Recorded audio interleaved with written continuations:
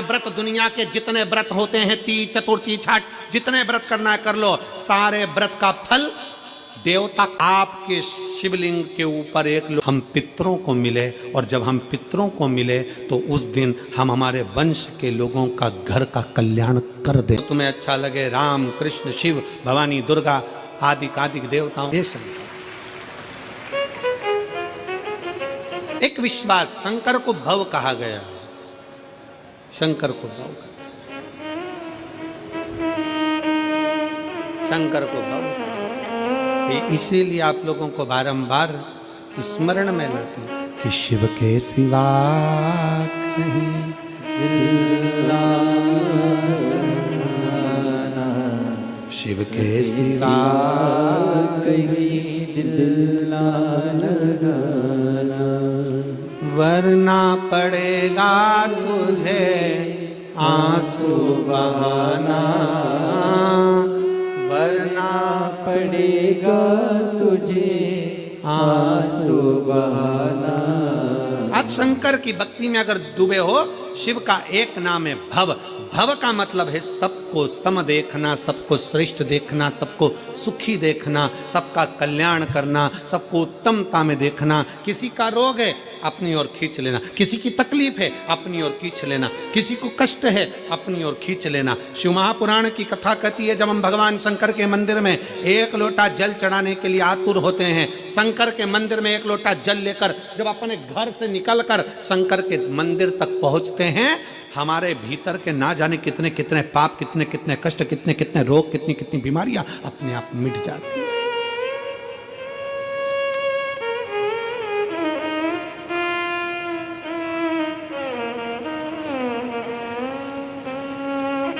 कितना सुंदर एक प्रसंग आता है।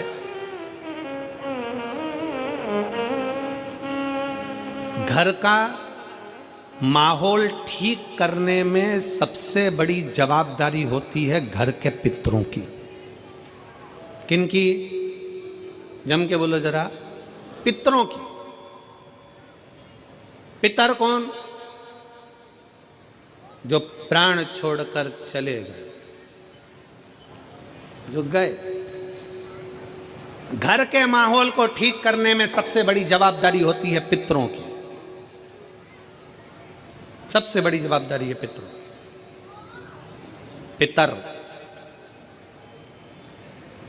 जब 16 दिन श्राद्ध में पृथ्वी पर आते हैं, उनको आर्य मां स्वामी, पितरों के देव आर्य मां स्वामी जब पितरों को कौवे पर बिठा कर लेकर आते हैं और उनको इस भूमंडल पर पितृलोक में से लाकर इस पृथ्वी पर छोड़ते हैं, आपके और हमारे सबके घर के पितर अपने अपने घर में दरवाजे पर खड़े होकर भाग ग्रहण करते हैं। आप भोजन बनाते हो, ब्राह्मण को भोजन देते हो, गाय को देते हो, कुत्ता का भोजन देते हो, कौवे का भोजन देते हो, भूखे को भोजन देते हो, अन्न पानी देते हो, वो पितर लेते हैं। कितने दिन लेते हैं? जम के बोलो जरा। 16 दिन। 16 दिन पितरों ने तुमसे अन्न भाग लिया, पानी लिया, भोजन लिया, धूप लिया, ध्यान लिया। 16 दिन तक पितरों ने धारण करा। पितर 16वें दिन यहाँ से जाने लगते हैं। जब पितर जाते हैं, उस समय पर जाते हुए पितरों के सामने आर्य मां स्वामी खड़े होते हैं, पितरों के देवता, और कहते हैं, पितरों तुम्हें 16 दिन तुमने इनके घर का भाग ग्रहण करा है, 16 दिन तक तुमने इनके घर का खाया है, तो तुम इनको वर्ष भर सुखी रहने का वर देकर जाइए। वर्ष भर सुखी रहने का वर देकर जाइए। इनका घर का माहौल ठीक कर जाइए, इनके घर की अशांति मिटा कर जाइए, इनके घर में सुख समृद्धि देकर जाइए। ये आर्य मां स्वामी कहते हैं, पितरों के देवता कहते हैं।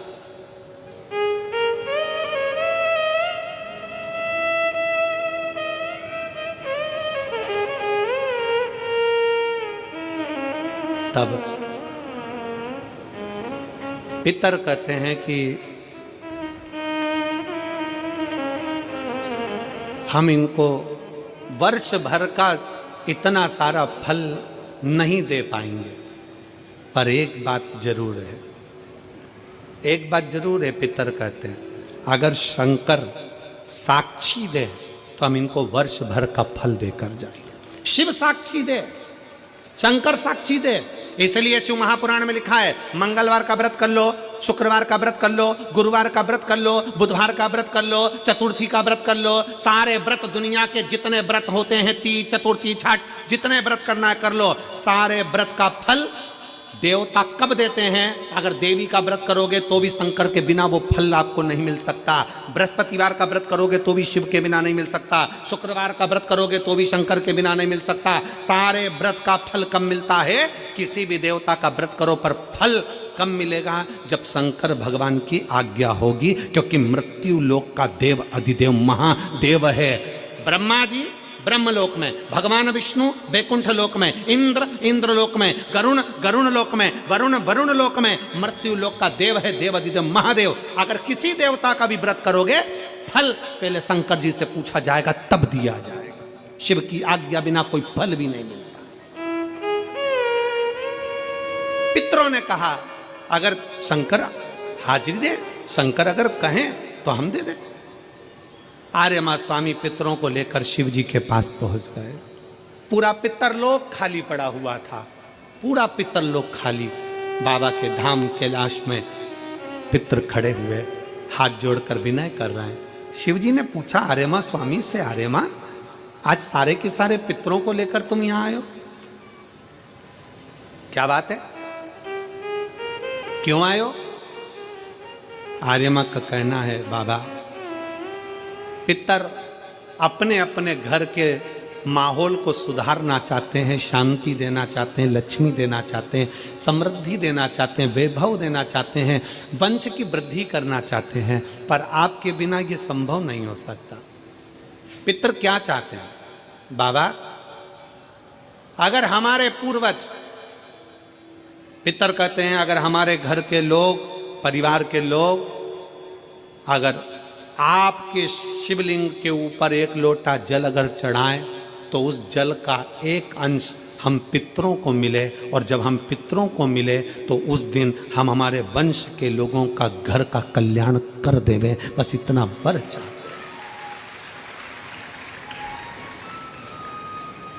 शिव महापुराण की कथा कहती है, शंकर भगवान को जब घर में से एक लोटा जल लेकर निकलते हो ना, जब शिव को एक लोटा जल चढ़ाते हो ना, उसका एक अंश पितरों को मिलता है।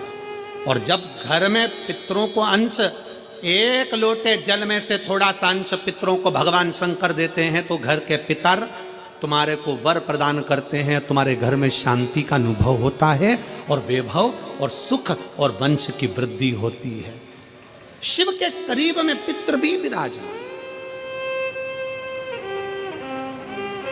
कई लोग मंदिर के अंदर, एक पत्र है, उस पत्र में बहन जी ने एक प्रश्न किया,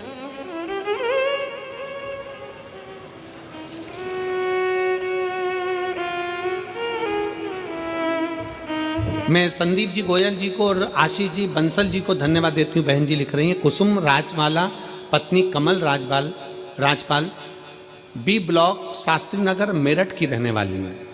तो उन्होंने लिखा है कि मैं संदीप जी गोयल जी को, आशीष जी बंसल जी को दिल से धन्यवाद देती हूँ, जिन्होंने इस मेरठ की धरा पर शिव महापुराण की कथा का आयोजन करवाया। गुरु जी मेरा एक प्रश्न है, हम पंडाल में बैठे हुए हैं, धन्यवाद, कहीं बैठी हो तो हाथ हिलाना। कुसुम राजपाल पत्नी कमल राजपाल बी ब्लॉक शास्त्री नगर मेरठ की रहने वाली है, मोबाइल नंबर ये है, कहीं बैठी हो तो हाथ, आप ही हैं श्री शिवानी, आ जाओ एक बेलपत्र ले जाओ, जाइए। मेरा एक प्रश्न है गुरु जी, कथा के पंडाल में बैठकर कथा सुन रहे हैं, आपसे एक प्रश्न कर रहे हैं, कोई गलती हो तो क्षमा करिएगा। गुरुदेव प्रश्न यह है कि हमने सुना है कि हरि और हर अर्थात विष्णु और महादेव दोनों एक हैं, क्या यह सत्य है? मेरा दीदी से निवेदन है, हरि और हर में कोई अंतर नहीं है, दोनों एक ही हैं।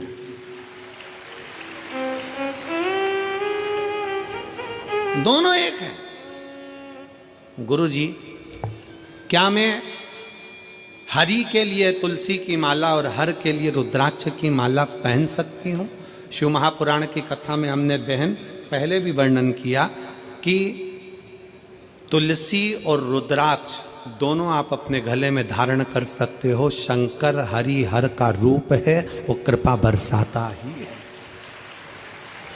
कोई अगर आपसे कह दे कि रुद्राक्ष पहनने वाला तुलसी नहीं पहन सकता, कोई आपसे कह दे कि तुलसी पहनने वाला रुद्राक्ष नहीं पहन सकता, समझ लेना केवल आपको पागल बना रहा है।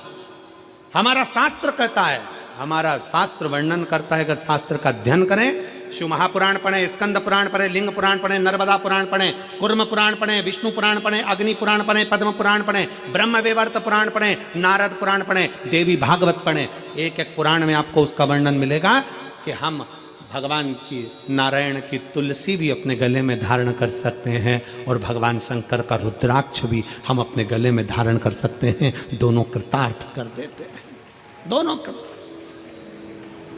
डबल इंजन की सरकार।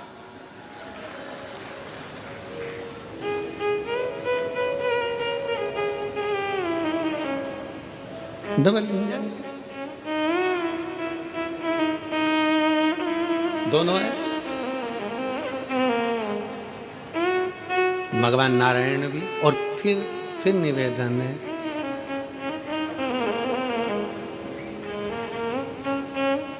राम भी हमारे हैं, श्याम भी हमारे हैं, और काशी में रहने वाले भोलेनाथ भी हमारे हैं।